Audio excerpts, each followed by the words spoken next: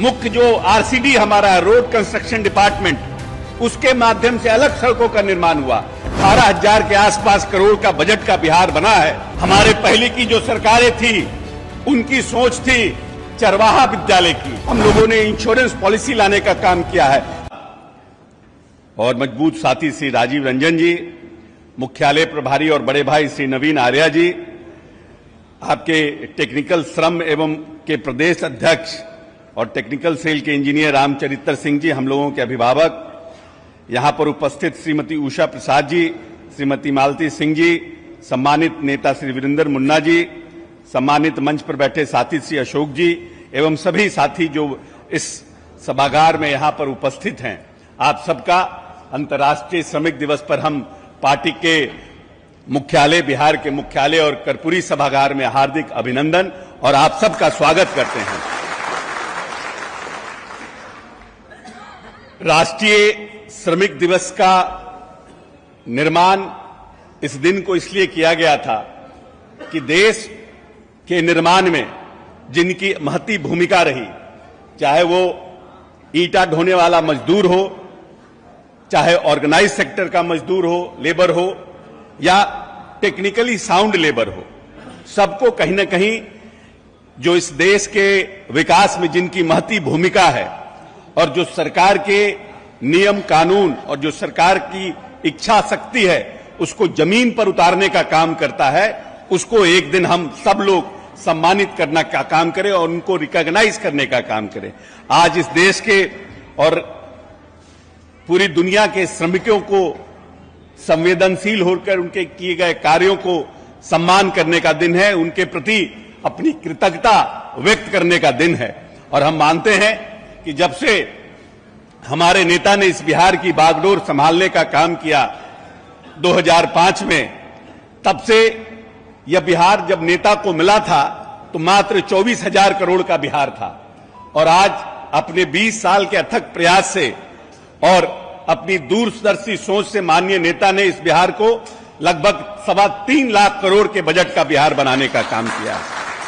और इस बिहार की मूलभूत संरचना के विकास में उन्होंने पहला जोर दिया कि अगर बिहार को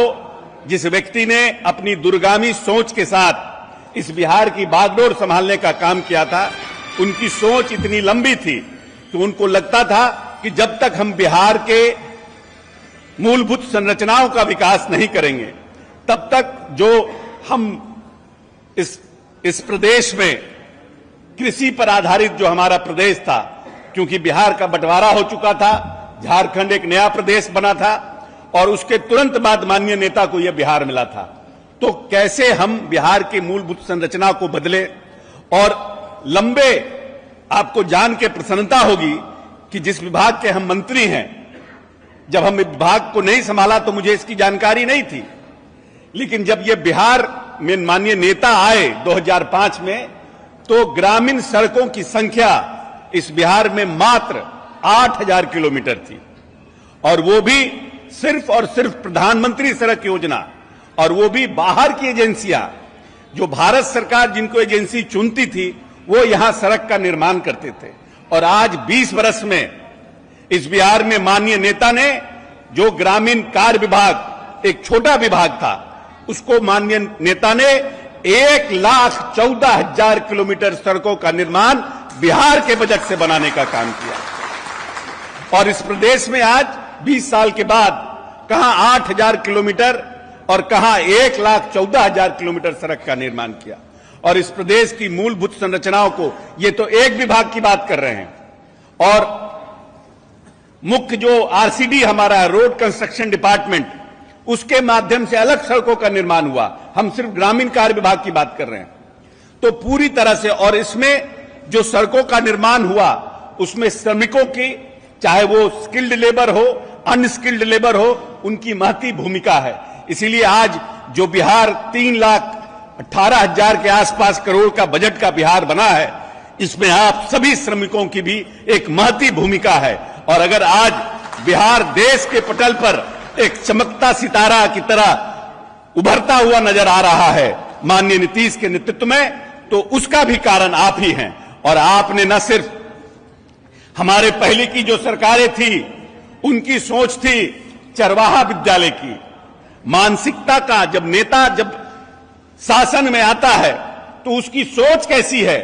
और वो कैसा शासन करने वाला है, यह भी बहुत महत्वपूर्ण है। इसके पहले के जो लोग थे जिनको बिहार की जनता ने बहुत प्यार और सम्मान से, जितना प्यार और सम्मान से माननीय नेता नीतीश जी को इस बिहार की बागडोर सौंपी है, उतना ही प्यार और स्नेह से उनको भी इस प्रदेश की बागडोर सौंपने का काम किया था। लेकिन उनके कार्यकाल में इस प्रदेश में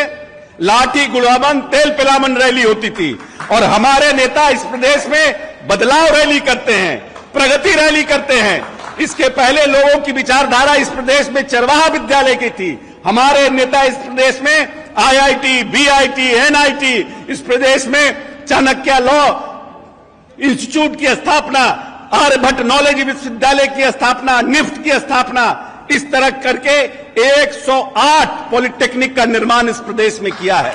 क्योंकि उनको पता है कि हमारे यहां पूरी दुनिया में पर स्क्वायर किलोमीटर सबसे ज्यादा आबादी है, हमारे यहां नौजवान ज्यादा हैं, हमारे यहां बेरोजगारी ज्यादा है, हमारे यहां पानी का खपत ज्यादा है, हमारे यहां बिजली का खपत ज्यादा है, हमारे यहां अनाज का खपत ज्यादा है। इसीलिए माननीय नेता ने कृषि रोड मैप 1, 2 और 3 के माध्यम से जो हम उत्पादन कर रहे थे, मक्का में हमें दुगना करने का काम किया, दलहन में हमें 1.5 गुना करने का काम किया, गेहूं में हम 1.5 गुना हुए और चावल के धान के उत्पादन में लगभग 2.5 गुना हमने उत्पादन को बढ़ाने का काम किया। जो सिंचित भूमि हमारे यहां 1.5 लाख हेक्टेयर था हमारे पास, उसको माननीय नेता ने 2 लाख, 2.25 लाख करने का काम किया। और पिछले 2 बिहार जिसको बीमारू राज्य कहा जाता था, माननीय नेता के नेतृत्व में पिछले 5 साल का जो देश का सबसे बड़ा एग्रीकल्चर सेक्टर का क्रमण्य पुरस्कार है, उसको लेने का बिहार काम किया है। इसीलिए बिहार एक महफूज हाथ में है, बिहार एक दूरदर्शी नेतृत्व के हाथ में है। और जो आने वाला हमारा 5 साल है, ये बिहार के आर्थिक सफलता का समय है। हम आर्थिक रूप से कैसे सशक्त हो, हमारी मूलभूत संरचना बनी, हम शिक्षा के क्षेत्र में आगे बढ़े, हम कृषि के क्षेत्र में आगे बढ़े, हम बिजली के क्षेत्र में आगे बढ़े, हम सामाजिक न्याय के क्षेत्र में आगे बढ़े। हमने इस प्रदेश में जब बिहार मिला था नेता को, 118 नरसंहार का यह बिहार था, जहां पर जातीय उन्माद अपने चरम पर था, नक्सलवाद अपने चरम पर था। और माननीय नेता ने पंचायती राज व्यवस्था में पिछड़ा, अति पिछड़ा और महिलाओं को आरक्षण करके इस पूरे नक्सलवाद को और जातीय उन्माद को खत्म करने का काम किया है। इसीलिए आइए, जो ये 5 साल बिहार का आने वाला है, ये हमारे आर्थिक उन्नति का और आर्थिक रूप से बड़े छलांग लगाने का समय है। इसलिए महफूज हाथ में, जिस हाथ में बिहार आगे बढ़ा है, उसी हाथ में आने वाले 5 वर्ष में बिहार आगे बढ़े, इसका संकल्प लें। और सभी जो श्रमिक सेल है, श्रमिक हमारा जो विभाग है, जिसके विभाग के हमारे अध्यक्ष जी हैं, हम इनसे आग्रह करेंगे कि हम लोगों ने लेबर डिपार्टमेंट के माध्यम से ऑर्गेनाइज्ड और अनऑर्गेनाइज्ड सेक्टर्स के लिए इंश्योरेंस पॉलिसी की व्यवस्था की है। जो लोग दिहाड़ी मजदूर का काम करते हैं, जो लोग सब्जी बेचने का काम करते हैं, उन सब के लिए भारत सरकार के मदद से हम लोगों ने इंश्योरेंस पॉलिसी लाने का काम किया है। जो भी लोग हेल्थ सेक्टर में बीमार होता है या किन्हीं की तबीयत खराब हो जाती है, किन्हीं का डेथ हो जाता है, उसमें एक इंश्योरेंस पॉलिसी का प्रावधान किया गया है कि उनको हम सिक्योर कर सकें। उसका ज्यादा से ज्यादा फायदा हम लोग अपने जो हमारे वोटर हैं, जो हमारे लोग हैं, उनको मिल सके, उसकी जानकारी लेकर के ज्यादा से ज्यादा करने का प्रयास करना चाहिए, जिससे ज्यादा से ज्यादा लोग नेता के प्रति और जो हमारी पॉलिसी है उसके प्रति आकर्षित हो सके। बहुत बहुत धन्यवाद। जय बिहार, जय नीतीश कुमार।